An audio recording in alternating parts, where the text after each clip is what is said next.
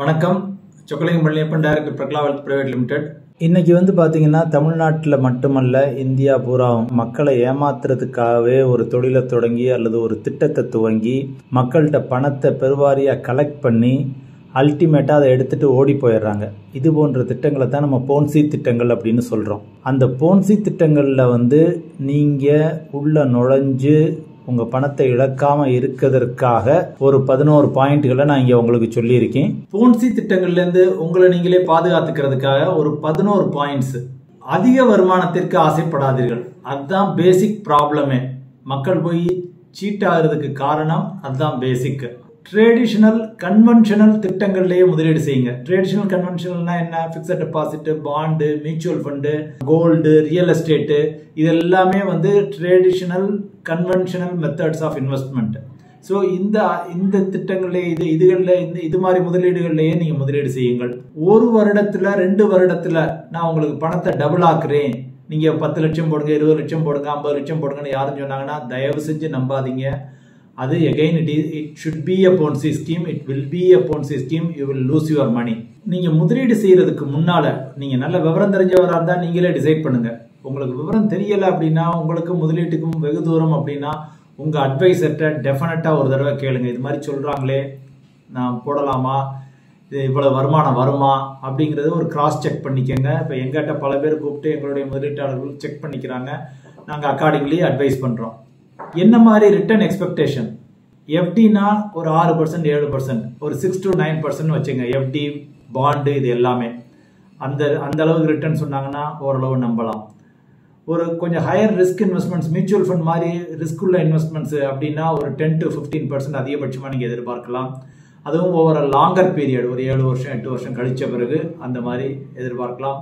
So உங்கள் எதிர்பார்ப்பை இந்த அளவுலேயே வச்சுக்கோங்க. அதுக்கு மேலே யாரும் சொல்லையில் நம்பாதீங்க. நீங்கள் முதலீடு செய்ய போகிற நிறுவனமோ அல்லது கான்செப்டோ ஐஆர்டிஏ அண்டரில், இன்சூரன்ஸ் ரெகுலேட்டரி டெவலப்மெண்ட் அத்தாரிட்டி அண்டரில் ரிஜிஸ்டர்டானு பாருங்கள். இல்லை SEBI, securities exchange board of India அண்டரில் ரிஜிஸ்டர்டானு பாருங்கள். இல்லை reserve bank of India RBI அண்டரில் ரிஜிஸ்டர்டானு பாருங்கள். அல்லது எம்சிஏ அண்டரில் ரிஜிஸ்டர்டானு பாருங்கள். சில நிறுவனங்கள் லைக் சிட் ஃபண்டு, நிதி நிறுவனங்கள், அதெல்லாம் எம்சிஏ அண்டரில் ரெஜிஸ்ட்ரேஷன் வச்சுருக்காங்க. ஸோ இது மாதிரி இந்த 4 ரெகுலேட்டர் அண்டரில் அவங்க ரெஜிஸ்டர்டா, அவங்கள பற்றி பேக்ரவுண்ட் செக்கு அதெல்லாம் ஃபுல்லாக பண்ணிக்கிட்டு அதுக்கப்புறம் நீங்கள் இன்வெஸ்ட்மெண்ட் பண்ணுங்கள்.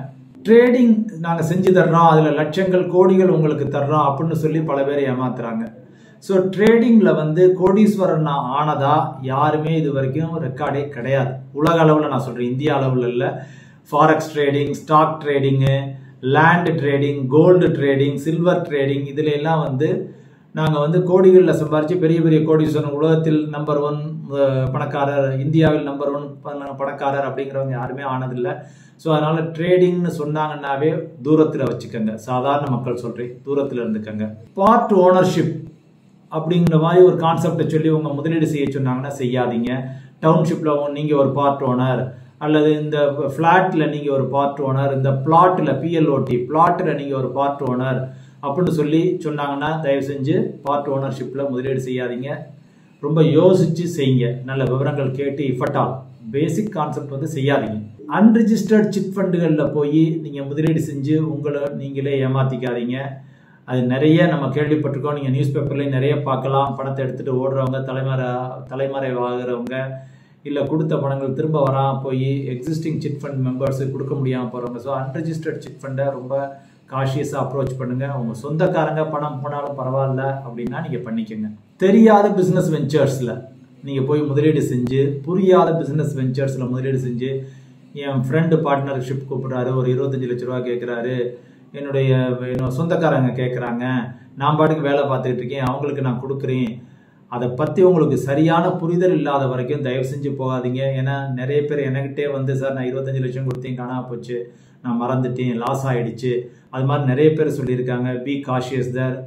ஒரு நார்மல் மெத்தட் நிறைய பேர் பணம் லூஸ் பண்ணுறது, அந்த மெத்தட்லேயும் லூஸ் பண்ணுறாங்க. எது உங்களுக்கு பியரபிளோ அதில் மட்டும் நீங்கள் முதலீடு செய்யுங்க. பியரபிள் லாஸ், அன்பியரபிள் லாஸ்ன்னு சொல்லுவோம். ஸோ அன்பியரபிள் லாஸுங்கிறது உங்கள் வாழ்க்கையே, உங்கள் வாழ்க்கை படகையே, உங்கள் வாழ்க்கை கப்பலையே மூழ்கடிக்கக்கூடியதை தான் நம்ம அன்பியரபிள் லாஸுங்கிறோம். இந்த பணம் போச்சுன்னா என் குடும்பம் போச்சு, என் நிம்மதி போச்சு, என்னுடைய டே டு டே லிவிங் போச்சு அப்படிங்கிற அளவுக்கு எதுலேயும் போய் தயவு செஞ்சு ரிஸ்க் எடுக்காதீங்க. பியரபிள் லாஸ் என்னவோ, ஓகே நான் ஒரு 1 லட்ச ரூபா வச்சிருக்கேன், இது போனாலும் சரி வந்தாலும் சரி நான் ரிஸ்க் எடுத்து பார்க்குறேன் அப்படிங்கிறதுல ரிஸ்க் எடுத்து பாருங்க. உங்களுடைய ஒரு 50 லட்சம், 1 கோடி, 5 கோடி உங்களுடைய ஆஸ்தியவே கொண்டே அல்லது வீடு அடமானம் வச்சு, தங்கத்தை அடமானம் வச்சு அப்படிலாம் தயவு செஞ்சு போய் எவ்வளோதான் ரிட்டர்ன் தந்தாலும் பண்ணாதீங்க. பியரபிள் லாஸுக்குள்ளேயே நீங்கள் உங்களை இன்னும் கண்ட்ரோல் பண்ணி அதுக்குள்ளேயே நீங்கள் முதலீடு செஞ்சுக்கோங்க. until and unless it is a traditional conventional investment. இந்த 11 பாயிண்ட்ஸை நீங்கள் ஃபாலோ பண்ணாவே போன்சி திட்டங்களில் நீங்கள் மாட்டிக்காமல் இருக்கலாம். நன்றி. மற்றும் ஒரு முறை இன்னொரு வீடியோவில் உங்களை சந்திக்கிறேன்.